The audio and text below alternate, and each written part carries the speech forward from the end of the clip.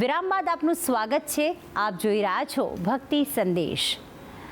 કળિયુગમાં ભગવાનના નામ સ્મરણ અને શ્રીમદ ભાગવત મહાપુરાણના શ્રવણને મોક્ષનો સરળ માર્ગ માનવામાં આવે છે. કહેવાય છે કે જ્યાં ભાગવત કથાનું પવિત્ર પઠન થાય છે ત્યાં ભક્તિ, જ્ઞાન અને વૈરાગ્યનો વાસ થાય છે. ભાગવત કથા મનુષ્યના જીવનમાંથી દુઃખ, અશાંતિ અને નકારાત્મકતાને દૂર કરીને જીવનને ભક્તિમય બનાવે છે. તો આજે ખાસ વાતમાં જાણીએ ભાગવત કથાના પવિત્ર લાભો વિશે. જાણકારી આપશે ગુરુજી પ્રફુલભાઈ પંડ્યા. જજાગ્રતો દૂરમુદૈતિ દૈવં તદુષુપ્તસ્ય તથૈવૈતિ દુરંગમન જ્યોતિખાન જ્યોતિરેકંતન મે મનઃ શિવ સંકલ્પમસ્તુ. જય ભગવાન મિત્રો, હું છું પ્રફુલભાઈ પંડ્યા. ભક્તિ સંદેશ કાર્યક્રમની અંદર આપનું સ્વાગત છે. દર્શક મિત્રો, ખાસ કરીને આજે મારે વાત કરવી છે ભાગવત કથાથી શું લાભ થાય છે. ભાગવત કથા મનુષ્યને કઈ રીતે જીવન જીવવું અને કઈ કઈ બાબતનું ધ્યાન રાખવું, આ બધી વસ્તુની જાણકારી આપે છે ભાગવત કથા. ભાગવત કથાની અંદર એવું કહેવાય છે કે પહેલો શ્લોક જે છે ભગવાનનો, એ શ્લોક ઘણું બધું વસ્તુ આપણને સૂચવે છે. ભગવાન કેવા લાગે છે? સચ્ચિદાનંદ રૂપાય વિશ્વોત્પત્યાદિ હેતવે તાપત્રય વિનાશાય શ્રી કૃષ્ણાય વયમ નમઃ. આ પહેલો શ્લોક ઘણું બધું આપણને શીખવે છે કે ભગવાન સચ્ચિદાનંદ, ભગવાનનું સ્વરૂપ કેવું છે તો કે સચ્ચિદાનંદ રૂપાય, સચ્ચિદ આનંદ ઇતિ સચ્ચિદાનંદ. જ્યાં જે ભગવાન સત્યનું ન્યાય આપે છે, પ્રસન્ન રહે છે, લોકોને ખુશ રાખે છે, એ ભગવાન સચ્ચિદાનંદ. વિશ્વોત્પત્યાદિ હેતવે, પાછું આખું વિશ્વનું પાલન, પોષણ, ઉત્પત્તિ, સ્થિતિ અને લય કરનાર જે છે એ ભગવાન નારાયણ. વિશ્વોત્પત્યાદિ હેતવે, ઉત્પત્તિ, સ્થિતિ અને લય કરનાર. તાપત્રય વિનાશાય, ત્રણ પ્રકારની મુશ્કેલીઓમાંથી પાછા બચાવે છે. ત્રણ મુશ્કેલી, આધિ, વ્યાધિ અને ઉપાધિ.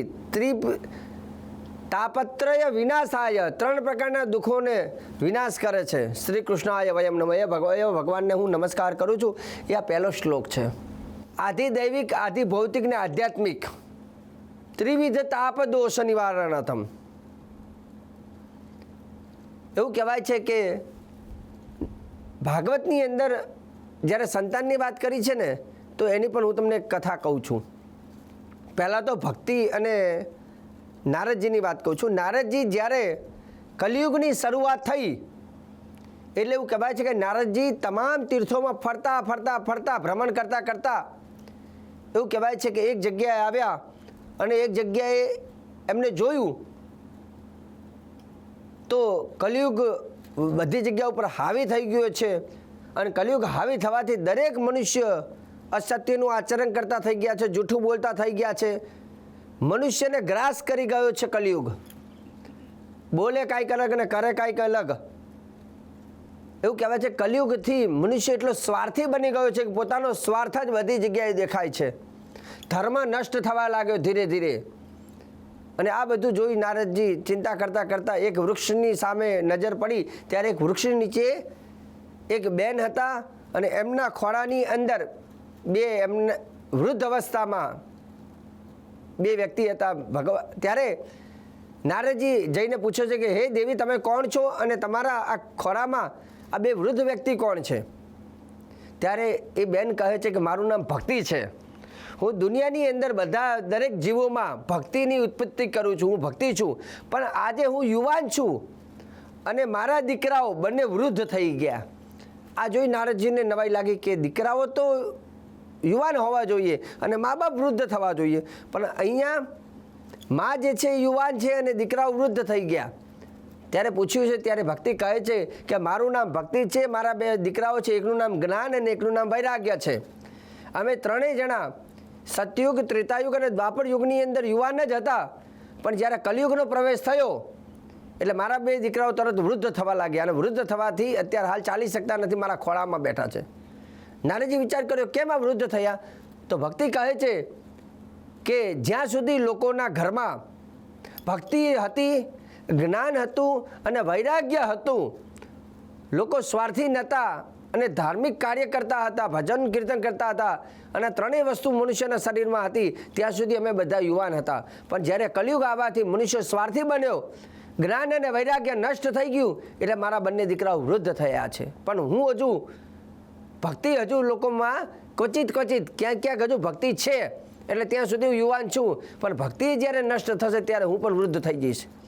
એનું નિવારણ માટે એવું કહેવાય છે, નારદ મુનિ ભક્તિને, જ્ઞાન અને વૈરાગ્યને લઈને નદી કિનારા ઉપર જ્યાં સુખદેવજી મહારાજ ભાગવત કથા કરતા હતા ત્યાં લઈ જાય છે. અને ભાગવત કથા શ્રવણ કરવાથી એવું કહેવાય છે કે ભક્તિ, જ્ઞાન અને વૈરાગ્ય યુવાવસ્થાને પ્રાપ્ત કર્યા છે. મતલબ કે જો તમારા ઘરની અંદર પણ ભક્તિ નષ્ટ થઈ હોય, જ્ઞાન નષ્ટ થયું હોય, કેમ કે ધીરે ધીરે આપણે જાણીએ છીએ કે સંસ્કારો છોકરાઓના અલગ આવે છે, જે માન મર્યાદા હોવી જોઈએ રહેતી નથી, મા બાપનું સેવા થતી નથી, અપમાનિતજનક શબ્દ આચરણ કરવામાં આવે છે, નીતિ નિયમોનું પાલન થતું નથી, વ્રત થતા નથી, એકાદશી થતી નથી, પૂજાપાઠ કરતાંય લોકો જોડે સમય નથી. આજે ભગવાનનું નામ લે, જ્યારે પૂજાની વાત હોય કે તરત કે ગુરુજી અમે બેસી નહીં શકીએ, અમારી જોડે ટાઈમ નથી, કાં તો કે અમને પગમાં તકલીફ છે, અમને આમ છે. ફરવાની વાત હોય, પિક્ચર જોવાની વાત હોય ત્યારે ટાઈમ કાઢે, પણ ભગવાનની વાત આવે ત્યારે સમય નથી, કેમ કે આ કલિયુગનો પ્રભાવ છે. પણ જ્યાં જ્યાં કલિયુગ વધારે પડતો હાવી થાય છે તે ઘરમાં મોટી તકલીફ થાય છે. પણ જ્યાં ભાગવત અથવા ભગવાનનું કલૌ કેશવ કીર્તન, જ્યાં કલિયુગની અંદર, જેના ઘરની અંદર ભક્તિનું વાતાવરણ હશે ને ત્યાં કલિયુગ એ ઘરમાં નથી આવતો. એટલે ઘરની અંદર હંમેશા ભક્તિનું વાતાવરણ રાખવાનું કારણ એ છે કે કલિયુગ તમારા પરિવાર ઉપર હાવી ના થવો જોઈએ, જેથી આપણે ઘરની અંદર હંમેશા ભક્તિમય વાતાવરણ રાખવું જોઈએ. કૃતે યુદ્ધ યતો વિષ્ણુ ત્રેતાયામ યતસો મુખે દ્વાપરે પરિચર્ચાયામ કલૌ તદ્વરી કીર્તનમ. કલિયુગની અંદર ભગવાનનું નામ ભગવાનનું કેશવનું કીર્તન કરવાથી તે જગ્યામાં કલિયુગ પ્રવેશ કરતો નથી. તો ભાગવત કથા એવું કહે છે કે જ્યાં જ્યાં ભાગવત થાય છે ત્યાં જીવોને મુક્તિ મળે છે. અને સૌથી મહત્ત્વની વસ્તુ એ છે કે ખરાબ સંગત લાગતી હોય તો એમાંથી બચાવ થાય છે. તો અધિક માસ ચાલે છે, તો અધિક માસની અંદર આપણે આપણા ઘરની અંદર ભાગવત કથાનું શ્રવણ કરીએ અથવા આધ્યાત્મિક જ્ઞાન ઉત્પન્ન થાય તે રીતનું ઘરનું વાતાવરણ કરવું જોઈએ. અને ઘરની અંદર જ્યાં સુધી તમે ભગવાનનું ભજન, હરિકીર્તન કરતા રહો છો તો તે ઘર ઉપર ક્યારેય કલિયુગનો પ્રભાવ રહેતો નથી. તો આજે આપણે જાણ્યું કે ભાગવતથી શું લાભ થાય. ભાગવતથી સંતાનોમાં સંસ્કાર મળે છે, ભાગવતથી જ્ઞાન વૈરાગ્યની ઉત્પત્તિ થાય છે. એટલે ઘરની અંદર જ્ઞાન રહે છે, વૈરાગ્ય રહે છે અને સાથે ભક્તિ પણ રહે છે અને પ્રેમ રહે છે. તો ભાગવતથી આટલા લાભ થતા હોય છે. તો આજે દર્શક મિત્રો સરસ મજાની જાણકારી આપી છે, આગળ પણ હું આપતો રહીશ. કાર્યક્રમ જોવાનું ચૂકતા નહીં. મને આપી દો રજા. જય ભગવાન.